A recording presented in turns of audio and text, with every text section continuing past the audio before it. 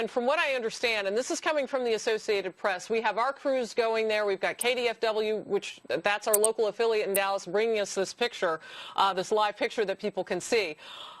What we know is that an officer dressed in SWAT gear, at one point this evening took the stage at this event and told the attendees, including an Associated Press reporter, that a shooting had occurred. He said one officer and two suspects were shot.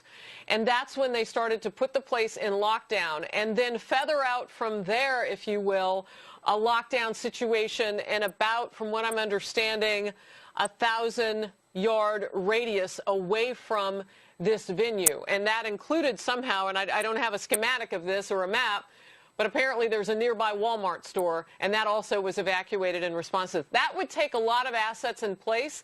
And, Christopher, from what I'm understanding, you would anticipate that they would have already had those in place.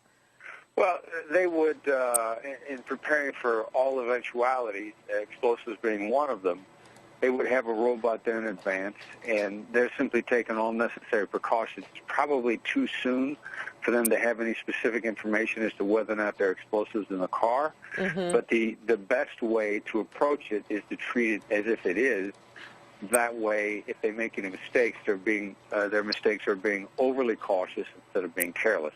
So they're just simply doing due diligence and taking all reasonable precautions in advance. All right, so this coming in now from Reuters. Two gunmen who opened fire at an anti-Islam art exhibit, is how they're calling it, featuring depictions of the Prophet Muhammad in Garland, Texas, near Dallas, were themselves dead at the scene, and they're going on. This is per Reuters commentary, obviously mixed in along with their reporting. The way that I understand it, this was a group exercising free speech, as they have said, New York-based American Freedom Defense Initiative, hosting a contest that would have awarded $10,000 for the best cartoon depicting the Prophet Muhammad at this venue. So that's what was going on.